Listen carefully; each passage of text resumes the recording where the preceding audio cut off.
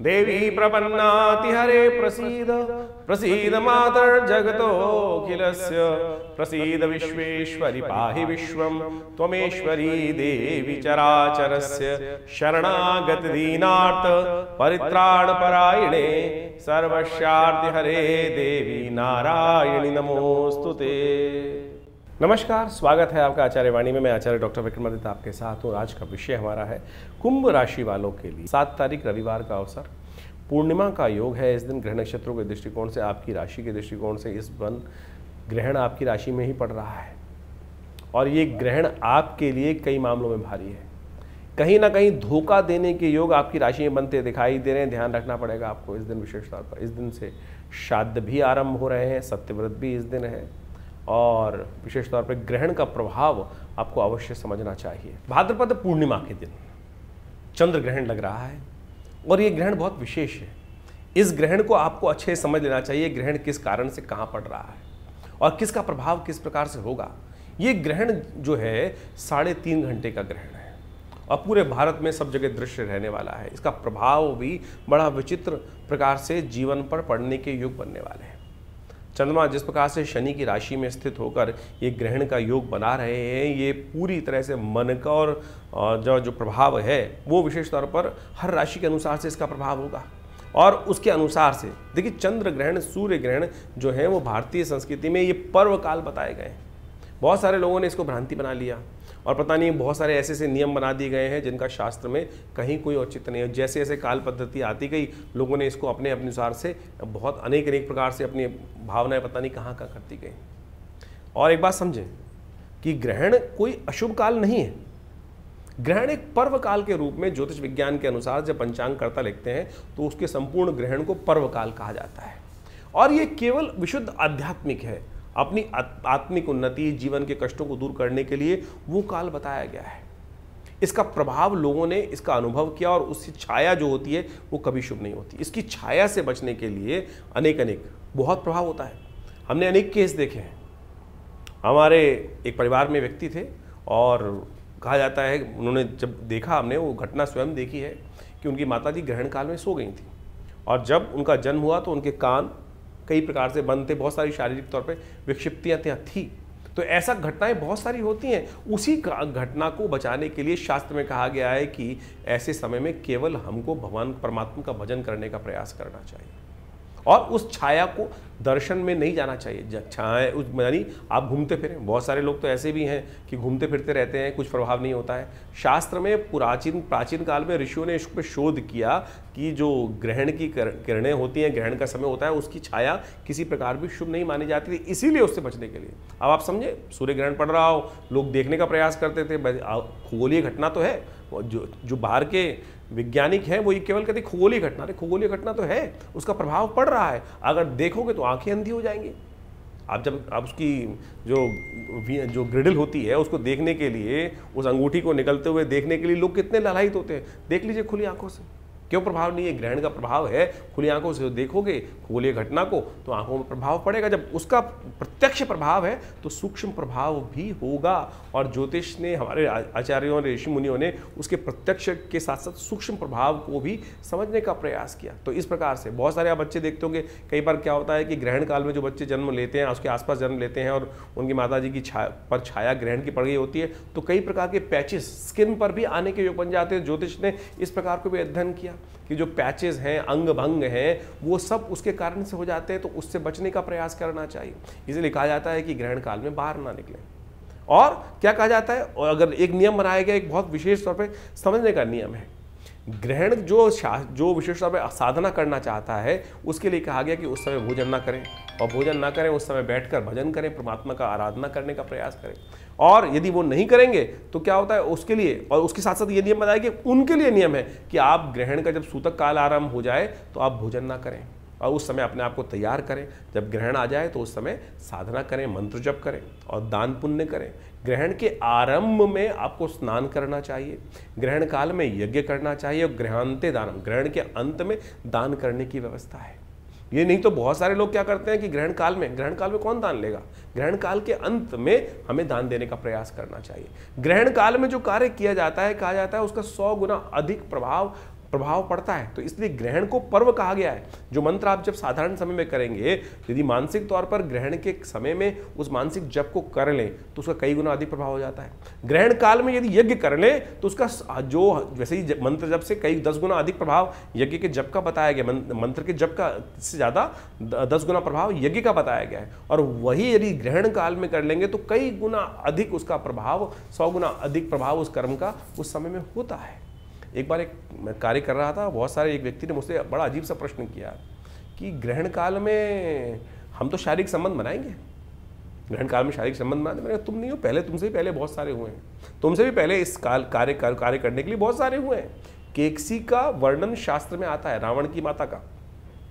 कहा जाता है कि ग्रहण एक संधि काल है, ग्रहण एक संधि काल है और संधि काल के अंदर हमें केवल परमात्मा का स्मरण करने का प्रयास करना चाहिए। केकसी ने संधि काल के अंदर ऐसे ही समय के अंदर शारीरिक संबंध बनाए और कहा जाता है कि रावण की उत्पत्ति उसी ने हुई, रावण की उत्पत्ति उसी ने हुई, उसी काल में संपर्क बनाने के कारण से वो समय जिस कार्य के लिए जो श्रेष्ठ कार्य है उसको ही हमें समझने का प्रयास करना चाहिए। लोग समझते नहीं हैं। शास्त्र में इस कथा को वर्णित किया गया है कि संध्या काल में, और ऋषि कह रहे थे अरे क्या करने जा रही हो तुम, इस समय में परमात्मा कामातुर होकर इस समय का संबंध बनाने का समय नहीं है, ये समय कुछ और होता है। लेकिन केकसी मानी नहीं और केकसी ने उसके कारण से ही रावण की उत्पत्ति हुई। तो यानी आप समझे कि बहुत सारे लोग आज की तारीख में खुराफात दिमाग में लोगों को चलती रहती है, और जैसी खुराफात आपने जो प्रश्न आपके मन में उठ रहे हैं, हमारे शास्त्र इतने बड़े हैं कि कहीं ना कहीं उस आपसे पहले वो प्रश्न लोगों के मन में उठ चुके हैं। और इस प्रकार के जब मैं एक प्रोग्राम कर रहा था तो मैंने मुझे याद आ गया, तो ये ऐसा प्रश्न एक व्यक्ति ने मुझसे किया, तो मैंने यही सारांश, यही सार उस समय उपस्थित किया था कि आप पहले नहीं है भैया, आपसे भी पहले बहुत सारे लोग इस प्रकार का व्यभिचार कर्म कर चुके हैं, तो उसका प्रभाव होता है। तो आप समझें ये ग्रहण काल जो है, ये पर्वकाल जो इस दिन बनने जा रहा है, जो समय चंद्र ग्रहण का बन रहा है 3.5 घंटे का रहेगा, करीब करीब रात्रि में भारत के टाइम के अनुसार से समझें तो करीब 21 बज के यानी 9:57 पर शुरू होगा ये समय, और रात्रि में अगले दिन जो समय रहेगा जिसको गणनाओं में लिखा जाता है 25:27 यानी रात को 1:27 तक ये ग्रहण काल चलने वाला है। कोशिश करें इस समय भगवान के नाम का स्मरण करें। हमने विवेकानंद योगाश्रम में इस पूरे ग्रहण काल के अंदर यज्ञ रखा है और उसमें बहुत सारे विभिन्न मंत्रों का, विभिन्न प्रयोगों का हम सामूहिक तौर पे बहुत सारे कार्य करते ही आए हैं। और ऐसे में कहा जाता है कि अपने कष्टों को दूर करने के लिए हमें अवश्य कुछ ना कुछ भगवान का स्मरण मंत्र जप अवश्य अपने रूप में कर रहने का प्रयास करना चाहिए। उससे आपके जीवन में कष्ट दूर होने का योग बनेगा। ये सिद्धांतिक तौर पर हमें समझ लेना चाहिए। ये बिल्कुल सत्य प्रमाणित चीज़ें हैं, इसमें कहीं कोई कपोल कल्पित नहीं है। आप समझें ग्रहण काल के अंदर क्या कहा जाता है कि अगर ग्रहण के पंचांग के अंदर नियम सोचें कि जो ये नियम है ये साधक के लिए हैं। अबाल जो बच्चे छोटे जो बच्चे हैं प्लस जो वृद्ध हैं या बीमार हैं वो दवाई भी खा सकते हैं, वो अपना भोजन भी कर सकते हैं। ये भोजन का नियम जो है, यदि ये वो नियम होता कि ऐसे में कुछ विकड़ने पड़ती हैं और विकड़ने पड़ने से भोजन सब खराब हो जाता है, तो फिर क्यों बच्चों को और वृद्धों को और साथ साथ जो बीमार हैं उनको उससे नियम से हटा दिया गया? अब ये भ्रांति कहाँ से फैली है? पंचांग, किसी पंचांग को उठा के देखो, उसके अंदर पंचांग करता या ग्रहण के नियम के विरावली के अंदर ये लिखा गया है कि ये जो नियम है इसमें बच्चों के लिए नियम नहीं है, ये नियम जो है वृद्धों के लिए नहीं है, बीमारों के लिए नहीं है। वो अपनी जो नियम कर रहे हैं वो कर सकते हैं, ये साधना के नियम है। तो आज जो एक से एक विद्वान लोग उपस्थित हो जाते हैं और कह देते हैं कि खाना खराब हो गया, ऐसा हो गया, वैसा हो गया, ये बाह्य बातें लोगों ने उपस्थित कर दी। तो इसको उस प्रकार से ना ले। मैंने आपके समक्ष, हमने यहाँ में बहुत छोटा सा एक विवेचना यहाँ अपनी मति के अनुसार से उपस्थित करने का प्रयास किया है। खैर ग्रहण के काल में आप कोशिश ये करें अवश्य अपने मंत्रों को, जो कष्ट जीवन में चल रहा है उसकी निवृत्ति करने के लिए भगवान के मंत्र जो है, जो भी आपके ग्रहों के मंत्र हैं, कैसे भी मंत्र हैं, भगवान शंकर के मंत्र हैं, महामृत्युंजय मंत्र हैं, उन सब का यथाउचित भाव से जप करने का प्रयास करें, कीर्तन करें, भगवान के नाम का मानसिक तौर पर स्मरण करने का प्रयास करें। यज्ञ कर सकते हैं, मूर्ति पूजा नहीं।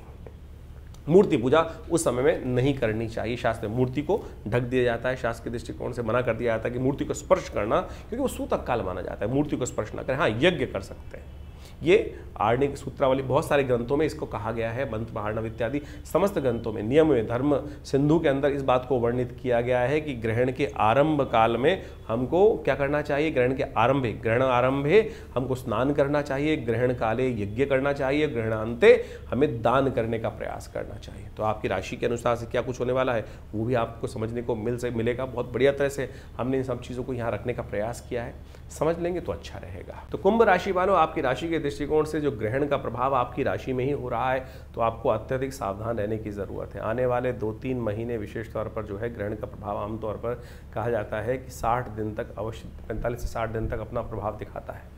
तो आपकी राशि में ही ग्रहण पड़ रहा है, राहु के साथ चंद्रमा विद्यमान होकर आपकी राशि में जिस प्रकार से योग बना रहे हैं, ये कहीं ना कहीं आपकी राशि के दृष्टिकोण से कोई ट्रस्टवर्दी व्यक्ति आपको सही मामले में आने वाले समय में धोखा देने के योग बना सकते हैं। खासतौर पर स्वास्थ्य पर भी ध्यान रखने की ज़रूरत आपको दिखाई देती है। तो जिन राशियों में ग्रहण ये पढ़ने के योग बना रहे हैं, ये कहीं ना कहीं थोड़े से परेशानी के योग उत्पन्न कर सकते हैं। तो ऐसे में थोड़ा सा ध्यान रखते हुए कार्य करें। हो सके तो अपने राशि को ठीक करने के लिए ग्रहण काल में अवश्य काम करने का प्रयास करें।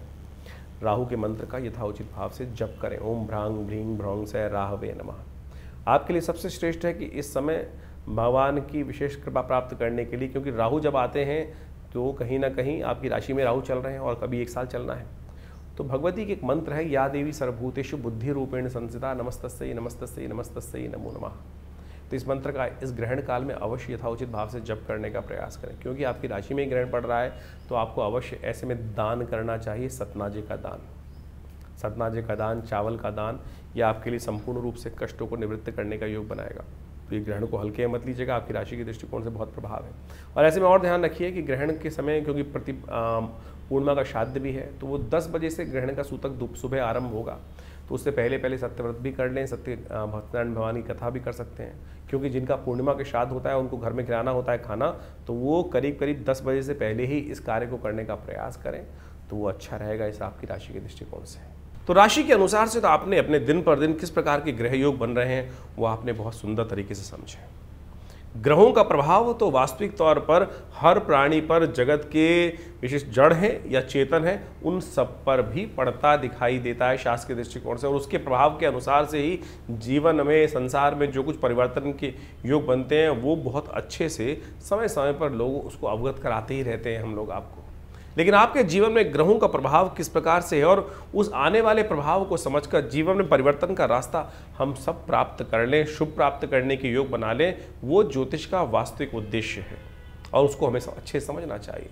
जो ये पर्व इत्यादि समय समय पर आते रहते हैं वो केवल पर्व नहीं है, केवल हर्षोल्लास के लिए, आनंद के लिए, दिवाली पर पटाखे चला लिए, होली पर हमने रंग खेल लिया, ये केवल वो औचित्य नहीं है। वास्तविक तौर पर एक बात समझ लें, ज्योतिष के साथ साथ पुराण इत्यादि समस्त शास्त्रों में जो रहस्य बताए गए हैं कि हम इस जो पर्व काल है, जो समय है, चाहे वो ग्रहण पड़ रहा है, इस समय में जो ग्रहण पड़ रहा है उसके अनुसार से आपने अपनी राशि के अनुसार से प्रभाव समझाई, लेकिन उन सब पर्व कालों में किस प्रकार से आप अपने जीवन में अपने कष्टों को दूर करने के लिए रास्ता ढूंढ सकते हैं, रास्ता बना सकते हैं, वो वास्तविक तौर पे शास्त्रों का विशेष प्रभाव है और विशेष उद्देश्य है। उसी के लिए इन समस्त कथाओं की संरचना की गई है।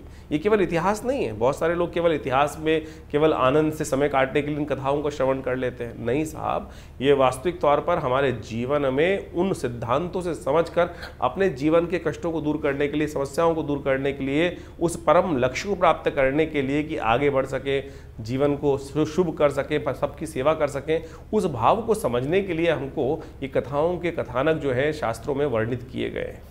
अभी आपने जिस प्रकार से अपने जो प्रकार से आप समझें ये ग्रहण इत्यादि हो रहे हैं, इसका प्रभाव आपने समझाई। इसके साथ साथ जो अभी विशेष तौर पर एक बात और समझें कि श्राद्ध आरंभ हो रहे हैं। श्राद्ध का विशेष पर्व हमें समझ लेना चाहिए।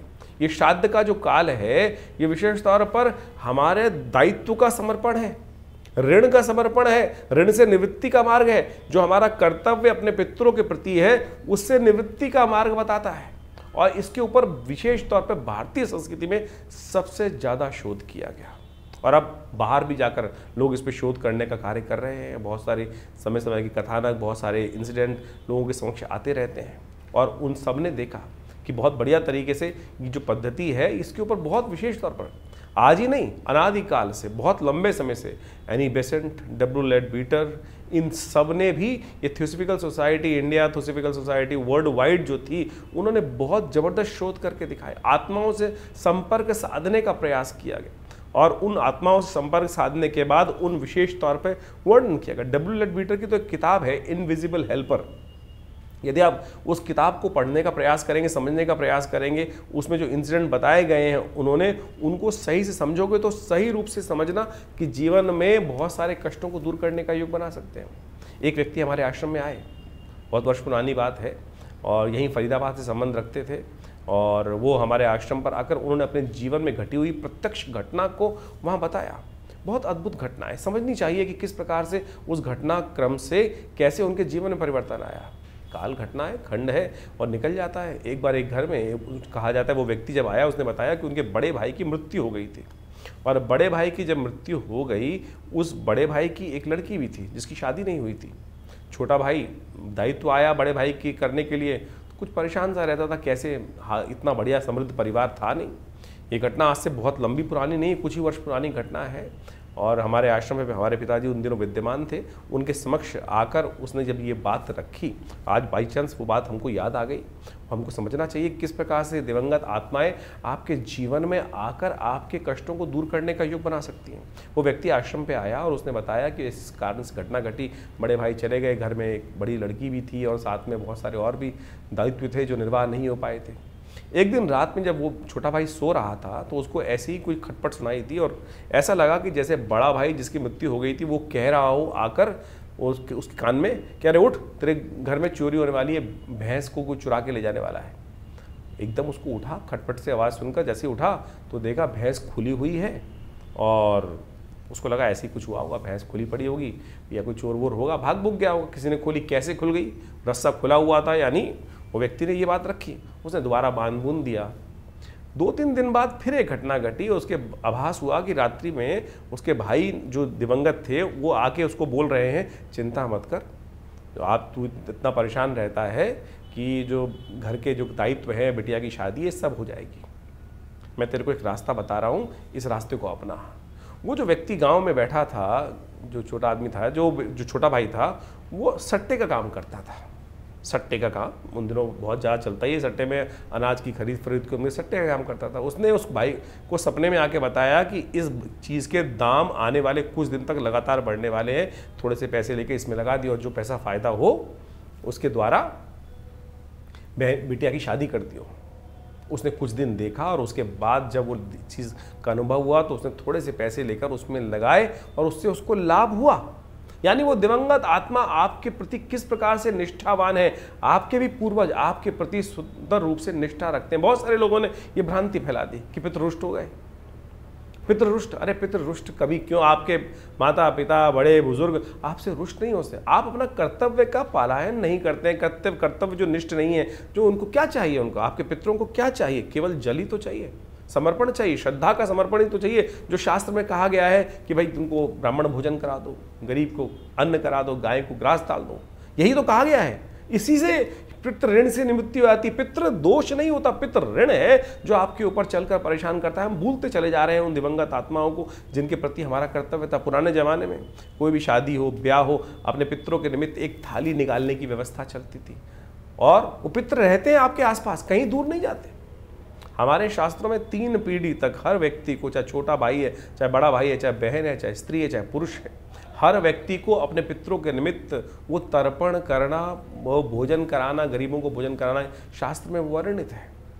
केवल ब्राह्मण को ही नहीं, इस बात को कि बहुत ब्राह्मण यदि जमा सके तो बहुत श्रेष्ठ है। भारतीय संस्कृति में जिस प्रकार से बताया है, नहीं तो किसी भी भिक्षुक को, किसी भी गाय को, बहुत सारे शास्त्र में कथाएं आई हैं कि ब्राह्मण नहीं मिल रहे थे लोगों को तो गऊ को भी खिलाया लोगों ने, और वही कर्तव्य शास्त्र में बिल्कुल ठीक हुआ। तो आप समझें कि भारतीय संस्कृति में जो ये बात बताई गई, जो श्राद्ध आ रहा है, इसका ध्यान रखेगा। अपने पितरों के निमित्त नित्य प्रति यदि ये 5 कर्म कर सके, एक तो ब्राह्मण भोजन, गऊ को ग्रास निकालना, और उसके अलावा कोशिश करें गायत्री जप या यज्ञ अपने पितरों के निमित्त अवश्य यथाउचित भाव से कम 1 माला स्वयं कर सकते हैं। मानसिक तौर पर माला लेके बैठ जाएं और अवश्य उनके निमित्त कर दें, हाथ में जल लेकर उनको उसका कहते हैं कि ये दिवंगत आत्माओं की आत्म शांति के लिए उनके लिए क्या गायत्री का जप कर लीजिए। और साथ साथ तर्पण इत्यादि, तर्पण करना, तर्पण हर रोज आपको करने के प्रयास करना चाहिए।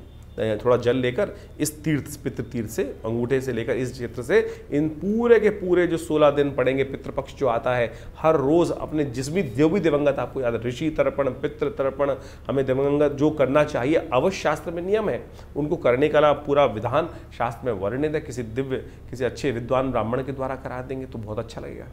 तो ये सब चीज़ें, अभी तो एक बहुत बड़ी घटना घटी, विश्व के एक बहुत बड़े, अमेरिका के एक बहुत बड़े एक्टर हैं, उनके परिवार में किसी की मृत्यु हुई और वो व्यक्ति, जो लड़का था उनका, वो बार बार उनके सपनों में आ रहा था और सपने आके उसको लगता था कि ये स्थिति इसकी अच्छी नहीं है। बहुत कुछ उसने अपने धर्म के अनुसार से, ईसाईयत के अनुसार से करने का प्रयास किया, लेकिन वो बहुत से डॉक्टरों को दिखाया, एक बहुत बड़ा एक्टर है, और उनके साथ वो घटना घटी। और फिर वो भारत में आते हैं और जब कुछ कई साइकोलॉजिकल, उनको लगा कि साइकोलॉजिकल डिसऑर्डर हो गया, साइकेट्रिस्ट को दिखाया, बहुत सारे, जिस प्रकार से कोई रास्ता नहीं निकल रहा था। लेकिन फिर जब भारत में आए और संपूर्ण रूप से तर्पण इत्यादि का जो कार्य जो भारतीय संस्कृति में बताया गया, विद्वानों के द्वारा कराया गया, फिर उसने अपनी ऑब्जर्वेशन लिखी है कि नहीं, उसके बाद से वो समस्या है।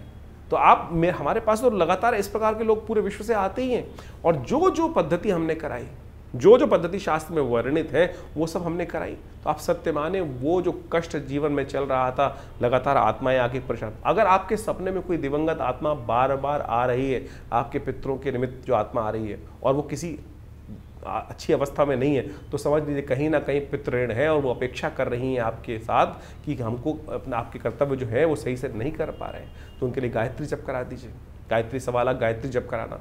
और इन श्राद्ध काल, वैसे तो हर रोज़ हमारे यहाँ तो कहा गया है कि हर लड़के को, लड़की को अपने जो पितृगण हैं उनके निमित्त थोड़ा सा तर्पण अवश्य करना चाहिए। नित्यपति देवताओं की पूजा करते वक्त जो संध्या वंदन किया जाता है, उसके साथ पितरों के निमित्त तर्पण करना भी शास्त्र में बहुत ज़रूरी बताया गया है, तो आप अवश्य करें। हमने इस पितृपक्ष में आश्रम पर विशेष व्यवस्था करा रखी है कि जो जो अपने पितरों के निमित्त गायत्री यज्ञ कराना चाहते हैं, या जो विशेष तौर पर उनके निमित्त ब्राह्मण भोजन इत्यादि समस्त कार्य यदि घर पे नहीं कर पा रहे हैं, तो कम से कम अवश्य हमारे आश्रम पर पूर्ण व्यवस्था उनकी रहेगी। अपने पितरों के निमित्त गायत्री जप इत्यादि समस्त जो शास्त्र वर्णन तरीके हैं दिवंगत आत्माओं की आत्म शांति के लिए अवश्य कराने का प्रयास करें, और देखेंगे उससे मन शांति प्राप्त होती है। मन के बहुत सारे भार जो हैं, बार बार इस प्रकार की समस्याओं को ठीक करने के लिए खुद कर सके तो बहुत बढ़िया है, खुद कर सके तो बहुत बढ़िया। अपने पितरों के निमित्त एक घटना घटी, हमारे आश्रम पर आने वाला एक जातक था, और वो खूब अच्छा पिताजी के शिष्य रहे और खूब अच्छा, बहुत बढ़िया पैसा वैसा खानदान में छोड़ के गए। और आप सत्य माने कि उनका एक दिन समय आया, शरीर पूरा हो गया, जब उनकी वार्षिक श्राद्ध कर रहे थे उनके घर वाले, तो बाई चांस वो जो कपड़े थे कुछ हल्के, जिस प्रकार के वो पहनते थे वो किसी हल्के कपड़े लेके आए। आप समझे, उस दिवंगत आत्मा ने उस व्यक्ति को आकर बताया कि क्या मैं इतना छोड़ गया, इससे संतुष्टि नहीं हुई, क्या तुम मेरे पहनने लायक कपड़े भी उस प्रकार से नहीं कर सकते। यानी दिवंगत आत्माएं आती हैं और आपसे अपेक्षा रखती हैं इतना ही कर्म करने की आपको आवश्यकता है। बहुत सारे लोग, अभी एक हमारे पास एक व्यक्ति आया, बहुत दिन पहले मैं किसी कार्यक्रम में उपस्थित था, और कार्यक्रम में उपस्थित होते हुए था, वहाँ पर उस व्यक्ति ने मुझ प्रश्न किया, शायद टीवी पे ही था, किसी टीवी चैनल पर ही लाइव डिस्कशन चल रहा था, उस पर कॉल किया उसने कि महाराज ये बताएं कि हमारे घर में ऐसी ऐसी घटना तो नहीं हो जाएगी। मैंने कहा क्यों, क्या हुआ? बोले कि कोई बीमार है, अगर वो मर जाएंगे तो हम बर्बाद हो जाएंगे। मैंने कहा ऐसी क्या बात है, क्यों बर्बाद हो जाओगे? बोले हमारे गांव में परंपरा है कि हमारे यहाँ कोई किसी की मृत्यु होने पर पूरे गांव के जो 3-4 हज़ार आदमी उनको भोजन कराने की व्यवस्था करनी पड़ती है, और उसी से पितरों की निवृत्ति होती है। ये शास्त्र में कहीं वर्णित नहीं है भाई, शास्त्र में कहीं नहीं कहा गया इस प्रकार की बातें कि आप उधार लो, पैसे नहीं है और उससे लेकर लोगों को भोजन कराओ। यदि पितृ कार्य करने के लिए आप कोई पैसा उधार लेकर अपने पितरों का तर्पण इत्यादि कार्य कर रहे हैं, तो पितृ उससे संतुष्ट नहीं होंगे।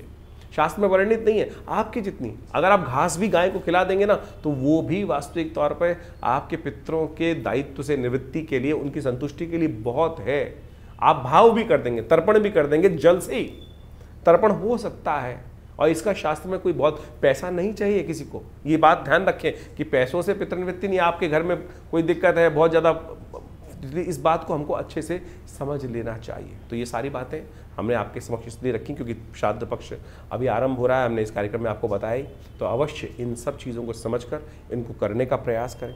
इससे आपके जीवन के बहुत सारे कष्ट दूर होने के योग अद्भुत रूप से बनेंगे। और हमारा ये संस्थान लगातार इनसे संबंध में बहुत सारे कार्य करता ही रहता है। समय समय में बहुत सारे यज्ञ इत्यादि बहुत सारे कार्यक्रम चलते ही रहते हैं। आप सब उनमें जुड़ सकते हैं। हर रविवार को तो विशेष कार्यक्रम यज्ञ का होता ही है, मंगलवार को सुंदरकांड का पाठ होता है और बहुत सारे समय समय पर उत्सव के यज्ञ रहते हैं। अभी नवरात्र का यज्ञ रहेगा बहुत बड़ा, उसमें सम्मिलित सचंडी का सुंदर कार्यक्रम रहेगा। तो ये सब जो उत्सव जिससे हमने आरंभ किया था, ये उत्सव है, ये केवल उत्सव नहीं है, ये केवल पर्व नहीं है, ये हमारे जीवन के कष्टों को दूर करने का सुंदर मार्ग है। तो अवश्य इनको हमें अपनाने का प्रयास करना चाहिए और इनसे वैज्ञानिक विधान जो है इनको समझते हुए कार्य करने का प्रयास करना चाहिए।